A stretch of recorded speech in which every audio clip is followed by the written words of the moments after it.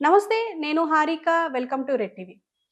ప్రస్తుతం 2 తెలుగు రాష్ట్రాల్లో సంచలనంగా మారింది పాస్టర్ ప్రవీణ్ పగడాల మరణం. ఎందుకు అంటే ఇది ఒక పక్క హత్య అంటున్నారు. ఇంకో పక్క యాక్సిడెంట్ అంటున్నారు. కానీ పోస్ట్‌మార్టం అయ్యి ఇప్పటి వరకు రిపోర్ట్ బయటికి రాకపోవడంతో ఈ అనుమానాలు ఇంకా కొంచెం పైకే ఎళ్ళాయి అని చెప్పుకోవచ్చు. ఎందుకంటే ఒక పక్క చాలా అనుమానాలు వ్యక్తమవుతున్నాయి. ఆ అనుమానాల్లో మనం మొదటి నుంచి చూస్తున్నదే బైక్ అతని పైన ఎలా పడింది? ఒక సీసీటీవీ ఫుటేజ్ ఆధారంగా చూస్తే అసలు ముందర లైట్ ఎలా పగిలింది? అంటే ఫ్రంట్ లైట్ ఎలా పగిలింది బైక్‌కి? అతను ఇండికేటర్ వేసుకొని ఆయన ముందుకెళ్తున్నారు. అండ్ స్పీడ్‌గా వెళ్ళే ప్రయత్నం చేస్తున్నారు. పైగా బైక్ పైన వెనక టైరు అండ్ సీటు మీద ఎలా రక్తం వచ్చింది అని చెప్పేసి అంటున్నారు. అసలు చాలా అనుమానాలున్నాయి. ఈ యాక్సిడెంట్ అది హత్య లేదా యాక్సిడెంటా అని జెప్పేసి ఇంతవరకు మనకొక క్లారిటీ కూడా రాలేదు. ఒక పక్క దీని గురించే మనం చాలా మాట్లాడుకోవాలి. ముఖ్యంగా ఫస్ట్ ఈ ప్రవీణ్ పాస్టర్ ఎవరు? అనంటే మాత్రం 2 తెలుగు రాష్ట్రాల్లో ఈయన అందరికి సుపరిచితమే.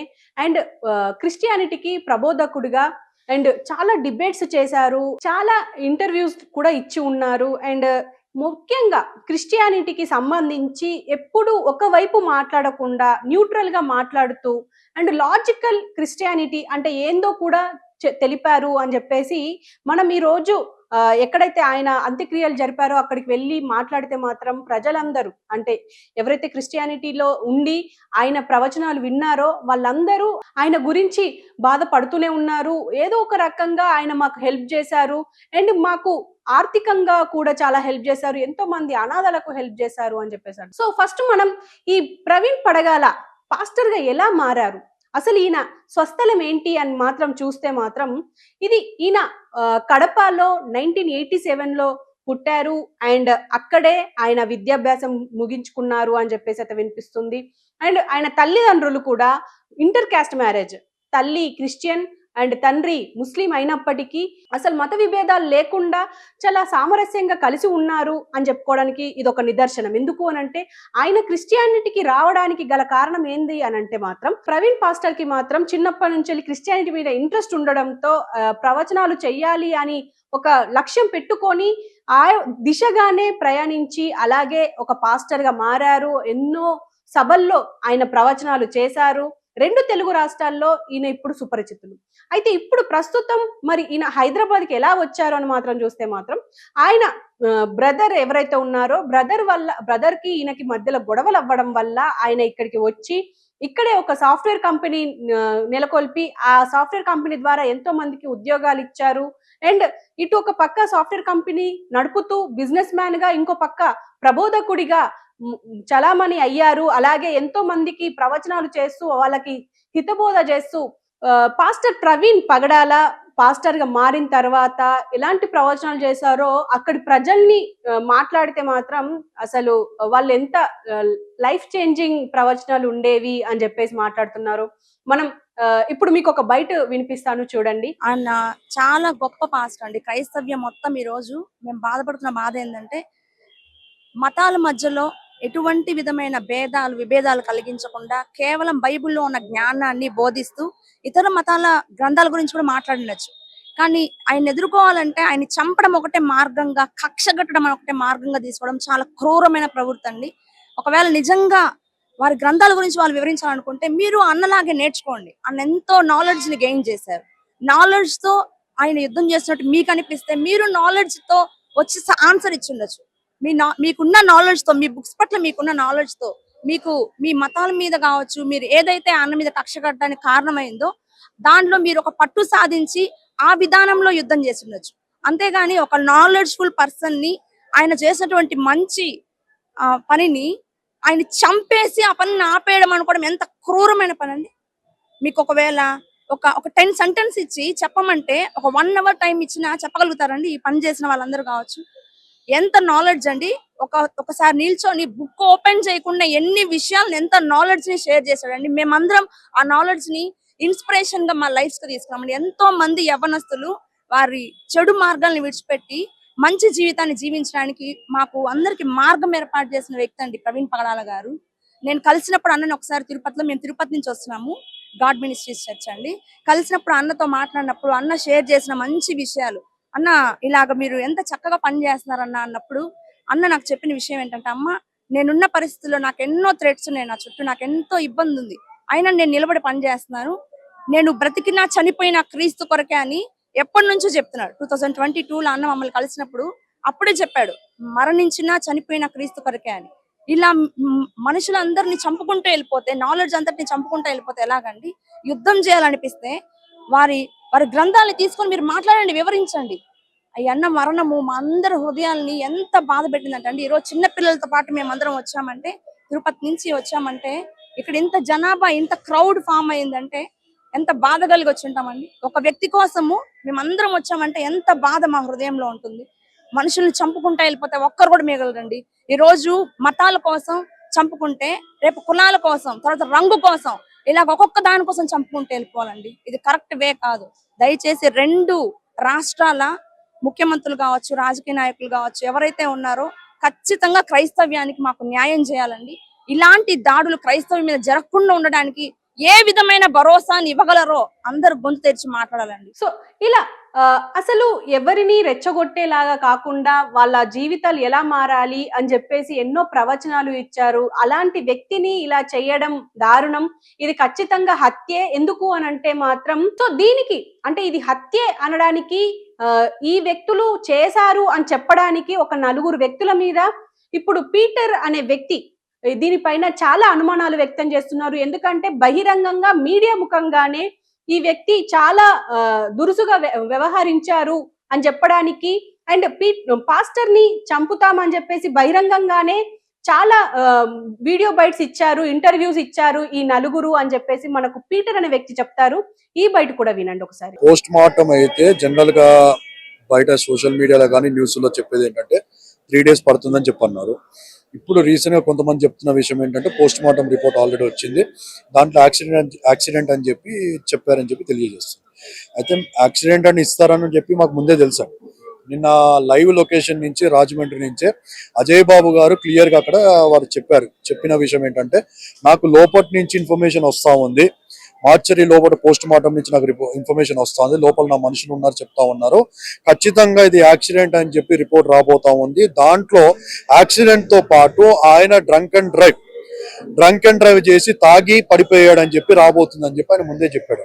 ఇది మాకు అందరికీ తెలుసు, ఖచ్చితంగా ఇది యాక్సిడెంట్ అని చెప్పి వస్తుంది అని చెప్పి. ఒకవేళ ఇది యాక్సిడెంట్ గా చిత్రీకరిస్తే ఇప్పుడు మనం ఏం చేయడానికి ఉండదంటారా? చేయడానికి అనేది లేదండి. మేము ఖచ్చితంగా న్యాయ పోరాటం చేస్తాం. మా నిరసన ఇదే. మేము చాలా ఇప్పటిదాకా నేను మీడియాతో మాట్లాడుకో చెప్పిన విషయం ఏంటంటే, మా యొక్క పోరాటం మేము ఇక్కడ ఆపేది కాదు, మా నిరసన మేము ఆపేది కాదు. ఈ ర్యాలీలు, ధర్నాలు, న్యాయ పోరాటం మేము ఖచ్చితంగా మేము చేస్తూనే ఉంటామండి. మనం చూస్తూ ఉంటే నిర్భయ కేసు అండి, ఆ 2012లో జరిగింది. ఉరి శిక్ష ఎప్పుడు పడిందండి నిందితులకి? 2020లో పడింది. సుమారుగా 8 సంవత్సరాలు న్యాయ పోరాటం జరిగింది. ఇది ఖచ్చితంగా ఇండియా మొత్తం కాదు, ఇంటర్నేషనల్ మొత్తానికి ఇది వైరల్ అయింది కాబట్టి ఇంటర్నేషనల్ నుంచి కూడా మేము ఖచ్చితంగా డిమాండ్ చేసేది, నిందితులు ఎవరైనా కానీ వారి వెనకాల ఎంత పెద్ద వ్యక్తులు ఉన్నా, ఎంత బ్యాక్గ్రౌండ్ ఉన్నా ఖచ్చితంగా వారిని అరెస్ట్ చేయాలి. ఈ రోజు ఏదైతే పోస్ట్ మార్టం రిపోర్ట్ ఇచ్చారో దాన్ని ఎవ్వరు ఏ క్రైస్తవులు కూడా దాన్ని మేము అంగీకరించట్లేదు. అది తప్పుడే, మేము అర్థం చేసుకోగలుగుతాం. ఎందుకంటే పోలీసు వారు కూడా వారి జాబ్లే అండి, వారిది కూడా చిన్న జాబ్లే. వాళ్ళ వాళ్ళకి ఇంపార్టెంట్, వాళ్ళు ప్రెషర్ లో ఉన్నారు, పొలిటికల్ గా ఇన్ఫ్లుయెన్స్ లో ఉన్నారు. ఖచ్చితంగా వాళ్ళు రిపోర్ట్ అనేది యాక్సిడెంట్ అని చెప్పిస్తారు. ఎందుకంటే లా అండ్ ఆర్డర్ ఇష్యూస్ వస్తాయి, రేపన్నాడు మత ఘర్షణలు జరుగుతాయి కాబట్టి ఖచ్చితంగా వాళ్ళు యాక్సిడెంట్ అని చెప్పిస్తారు. కానీ ఇది యాక్సిడెంట్ కాదు. ఎందుకు కాదని అంటే, అక్కడ ఎక్కడ కూడా యాక్సిడెంట్ అయిన ఆనవాళ్ళు కనబడటం లేదు. ఎక్కడైనా కానీ బండి గుద్దినట్టో, లేకుంటే అక్కడ ఏదైనా వెహికల్ గుద్దేసి వెళ్ళిపోయినట్టో ఆ వెహికల్ లేదు. లేకుంటే బండి పడ్డప్పుడు జనరల్ గా అండి, ఇప్పుడు ఒక బండి మీద పోతున్న వ్యక్తి 5 కిలోమీటర్ 10 కిలోమీటర్ స్పీడ్ లో జనరల్ పడిపోయాడండి, పడిపోతే చనిపోతాడా? ఎప్పుడు చనిపోతాడు వ్యక్తి? కమ్సంగా 80 స్పీడ్ 100 స్పీడ్ లో ఉంటే ఆయన పడిపోతే తలకి ఏదో గాయం తగిలి చనిపోయాడని చెప్పి అనుకోవచ్చు. ఇప్పుడు పడిపోయినప్పుడు ఆ ఫోర్స్, ఆ బండి ప్రెషర్ జనరల్ గా ఎవరైనా ఆలోచన చేస్తే అది రాసుకొని పోతుంది. ఆ రోడ్డు మీద ఎంతో మంది పోయి లైవ్ పెట్టారు, అక్కడ రాసుకొని పోయినట్టు, లేదా బండికి డ్యామేజ్ జరిగినట్టో, లేకుంటే ప్రవీణ్ అన్నకి ఎక్కడైనా ప్యాంటు చిరిగినట్టో, షర్టు చిరిగినట్టో, లేకపోతే గాయాలు కలిగినట్టో ఎక్కడ కూడా కనిపించట్లేదు.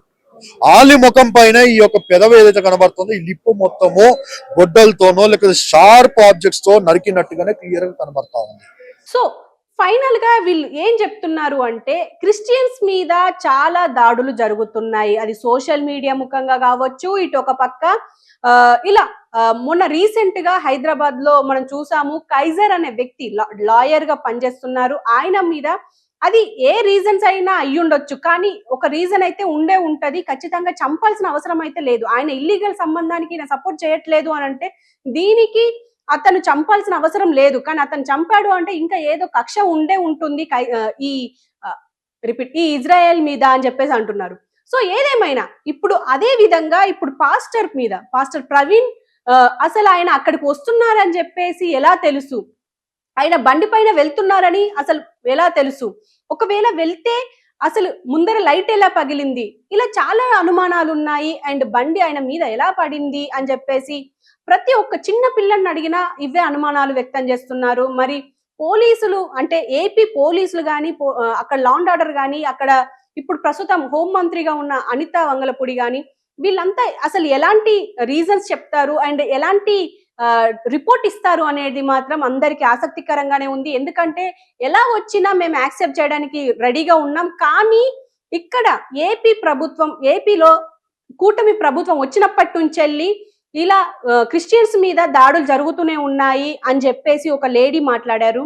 ఆ లేడీ వాయిస్ కూడా మీరు వినండి. ఖచ్చితంగా హత్యేనండి. ఎందుకంటే ఒక ఇంట్లో ఉండే స్త్రీల లాగా మాకు అర్థమైపోతుంది. స్త్రీలకు కొద్దిగా అర్థం కాదు కదా, కానీ అది ఖచ్చితంగా హత్యే. ఆయనను హత్య చేశారు. కానీ ప్రవీణ్ కుమార్ గారిని హత్య చేసినంత మాత్రాన క్రైస్తవ లోకము వెనకడుగు వెయ్యదు. ఈవెన్ మేము స్త్రీలం కూడా ఇక నుంచి బలపడతాం. బైబిల్లో ఉంది స్త్రీలు చాలా బలవంతులు అనేసి. కాబట్టి మాకు ఒక యూనిటీ కావాలి. క్రిస్టియానిటీకి యూనిటీ అనేది లేదు. శాంతి శాంతి శాంతి అనుకుంటే వెళ్ళిపోతున్నాం. దానివల్ల ఇతరులకు ఏమైందంటే చాలా చులకన అయిపోయింది. క్రైస్తవత్వము, క్రైస్తవులు అంటేనే చులకన అయిపోయింది. దానివల్ల ఏం జరుగుతుందంటే ఇలాంటి దాడులు జరుగుతున్నాయి. ఎంత గొప్ప ప్రవీణ్ గారు బోధలు చూసినప్పుడు, ఒక డిబేటర్ గా చూసినప్పుడు ఆయన ఏ ఒక్క మతాన్ని కూడా కించపరిచేవాడు కాదు. క్రైస్తవులకి వాళ్ళ విలువను నేర్పిస్తూనే ఇతర మతస్థులు మత సామరస్యం గురించి కూడా ఆయన బోధించేవాడు. ఏ మతాన్ని కూడా ఎప్పుడైనా దూషించలేదు. ఆయన ఎప్పుడు దూషించలేదు. ఆయా మతాలలో ఉన్నటువంటి విలువలను ఆయన తెలియజేశాడు. కాబట్టి దీనికి మాకు జస్టిస్ కావాలి. ముఖ్యంగా ఏపీలో ఉన్నటువంటి అప్పు, పప్పు, సనాతని ఎప్పుడైతే వీళ్ళు ఏర్పడ్డారో అప్పటి నుంచి క్రైస్తవులు, నేను యాజ్ ఏ పాస్టర్ గా చెప్తున్నాను, యాజ్ ఏ పాస్టర్ గా ఒక చర్చి నడపాలన్నా భయం అవుతుంది. ఇప్పుడు కొత్తగా ఒక రూల్ కూడా వచ్చింది. విశ్వ హిందూ పరిషత్ ఒక నోటరీ నాకు సెల్లులో ఉంది, అది ఇచ్చిండ్రు. క్రైస్తవులు ఎంతమంది, ఎన్ని చర్చిలు ఉన్నాయి, ఒక సీక్రెట్ జీవో కూడా చేసి మళ్ళీ డిలీట్ చేసేసిండ్రు. అది ఏపీలో జరుగుతుంది. కారణం ఏంటి? ఎందుకు క్రైస్తవుల గురించి ఒక్క ప్రభుత్వము కొన్ని జీవోలు ఇచ్చినప్పుడు ఈ జీవో ఇది ఎందుకు అని అన్నప్పుడు వీళ్ళు సీక్రెట్ గా ఇలాంటి ఎందుకు ఈ విశ్వ హిందూ పరిషత్ అనేది. సో చూసారు కదా, మొత్తానికి అంటే కూటమి ప్రభుత్వం వచ్చిన తర్వాతనే క్రిస్టియన్స్ మీద చాలా దాడులు జరుగుతున్నాయి అని చెప్పేసి అంటున్నారు. ముఖ్యంగా పవన్ కళ్యాణ్ ఎప్పుడైతే గెలిచారో నేను సనాతని అని చెప్పేసి చెప్పుకుంటున్నారో అప్పటి నుంచి ఇవన్నీ ఎక్కువ అయ్యాయి అండ్ ట్రోల్స్ ఎక్కువ అయ్యాయి. అండ్ ఇప్పుడు మనం చూసుకున్నా కూడా ఇలా పాస్టర్స్ మీద, క్రిస్టియన్స్ మీద దాడులు ఎక్కువయ్యాయి. ఇలా అత్యంత దారుణంగా ప్రవీణ్ పాస్టర్ ని చంపడం వెనక ఏదో కుట్ర ఉండే ఉంటుంది. ఈ దాడులు ఇక్కడితో ఆగాయి అని చెప్పేసి కూడా అంటున్నారు. ఈవెన్ క్రిస్టియన్స్ అంతా కోరుకునేది మాత్రం ఒకటే, ఏంటి అంటే ఇప్పుడు అట్రాసిటీ, ఎస్సీ ఎస్టీ అట్రాసిటీ చట్టం ఎలా ఉందో ఇప్పుడు క్రిస్టియన్ కి కూడా ఒక క్రిస్టియన్ అట్రాసిటీ చట్టం కూడా ఒకటి తీసుకురావాలి ప్రభుత్వాలు అని చెప్పేసి అయితే కోరుకుంటున్నారు. మరి ఇది ఎక్కడి వరకు తీసుకెళ్తారనేది ఖచ్చితంగా ఎదురు చూడాల్సిందే. అండ్ ఇంకో పక్క ప్రవీణ్ పాస్టర్ కి సంబంధించి అసలు ఎలాంటి న్యాయం చేస్తుంది ఏపీ ప్రభుత్వం అనేది కూడా ఎదురు చూడాల్సిందే.